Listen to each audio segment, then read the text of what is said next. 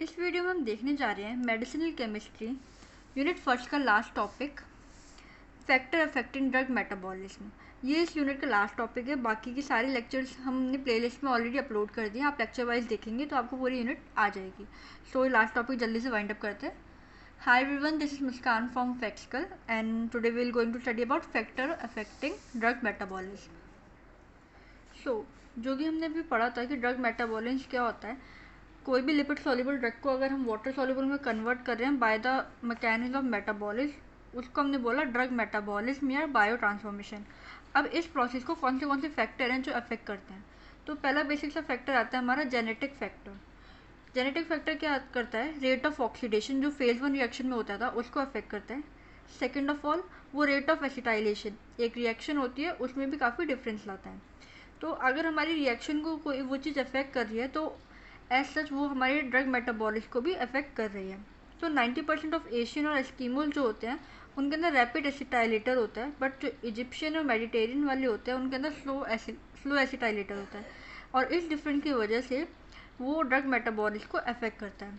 तो अगर आप हेडिंग भी याद करें बेसिकली तो आप इजीली उसे बना के खुद लिख के आ सकते हैं। जैसे कि हमने याद कर ली डोज एंड फ्रिक्वेंसी, जो भी हम ड्रग ले रहे हैं उसकी डोज या फ्रिक्वेंसी वो अफेक्ट करते हैं। सेकेंड ऑफ ऑल जो भी हम एनिमल यूज़ कर रहे हैं उसकी कौन सी स्पीशीज़ का एनिमल है या कौन से स्ट्रेन का एनिमल है वो अफेक्ट करता है। हमारी डाइट कैसी है, ह्यूमन की डाइट कैसी है, उसका न्यूट्रिशनल स्टेटस कैसा है, या कौन सी जेंडर का है वो, कौन सा वेट है उसका, रूट ऑफ एडमिनिस्ट्रेशन या हम लोकली ले रहे हैं एज अ टैबलेट फॉर्म में ले रहे हैं, क्रीम फॉर्म में ले रहे हैं, टाइम हम कौन से टाइम पे ले रहे हैं, लाइक मॉर्निंग पिल है वो, स्लीपिंग पिल है, और या डे में ले रहे हैं हम उसे।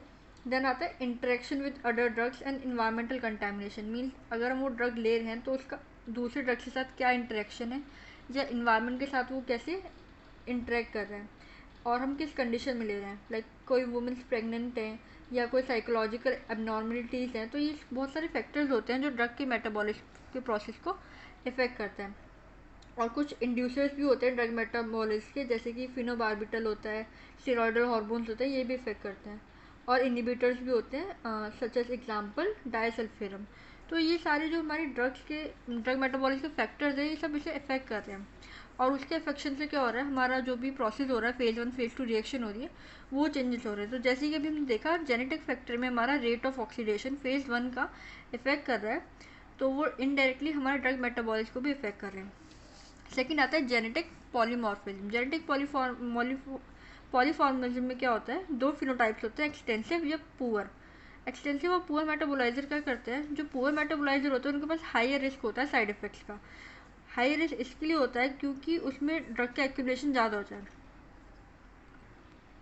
अगर हमारी बॉडी में मेटाबॉलिज्म नहीं होगा, अगर हमारी बॉडी में पुअर मेटाबॉलिज्म होगा तो क्या होगा, हमारी बॉडी के अंदर एक्यूमुलेशन ऑफ ड्रग होगा। मीन्स अगर हमारी बॉडी से ड्रग बाहर निकलेगी नहीं तो हमारी बॉडी के अंदर एक्यूमुलेट होती रहेगी।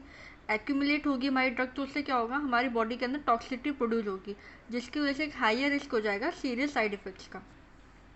और आता है एक्सटेंसिव मेटाबोलाइजर। एक्सटेंसिव मेटाबोलाइजर क्या होता है, ये वाले जो मेटाबोलाइजर होते हैं ज़्यादा सस्पेक्टेबल होते हैं to develop cancer, because they are better able to activate the pro carcinogens into the active carcin. जो भी प्रो कार्सिनोजन होता है ये मेटाबोलाइज करके, एक्सटेंसिव मेटाबोलाइजर है मीन्स ज़्यादा मेटाबोलाइज हो रहा है वहाँ पे प्रोसेस, तो जो प्रो कार्सिनोजेंस होते हैं उनको एक्टिव कार्सिनोजन में चेंज कर देता है। जब ये इसे एक्टिवेट कर देता है तो एक इंसान के अंदर, एक ह्यूमन बॉडी के अंदर क्या हो जाता है, सस्पेक्ट हो जाता है वो उसके अंदर to develop a cancer disease.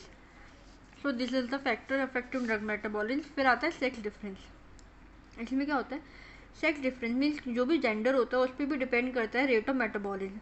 जैसे एग्जाम्पल से हम इसे समझते हैं, जो भी निकोटीन और एस्पिरिन ड्रग्स होती हैं वो ज़्यादा जल्दी मेटाबोलाइज्ड होती हैं in male compare to female. मतलब मेल के अंदर निकोटीन एंड एस्पिरिन जल्दी से मेटाबोलाइज होती हैं अगर हम कंपेयर करें फीमेल से। तो ये एक ह्यूमन सेक्स डिफरेंस का वो आ जाता है फैक्टर।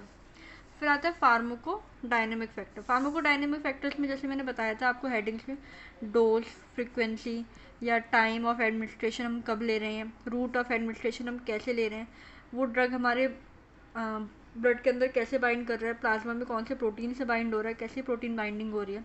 तो ये आ गया फार्माको डायनेमिक के फैक्टर। इन्वायरमेंटल फैक्टर्स में क्या आता है, हमने देखा था कि वो हमारे अदर ड्रग से कैसे इंटरेक्ट कर रही है, इन्वायरमेंट से कैसे इंटरेक्ट कर रही है। तो इन्वायरमेंटल फैक्टर भी एक अच्छा खासा फैक्टर है जो डिपेंड करता है कि competition with other drug means अगर हम एक ड्रग ले रहे हैं तो उसका दूसरे ड्रग के साथ कैसा इंटरेक्शन है, उसके साथ कैसा इंटरेक्शन है और उसके कैसे भी मेटाबोलाइजिंग एंजाइम्स उस पर वर्क कर रहे हैं।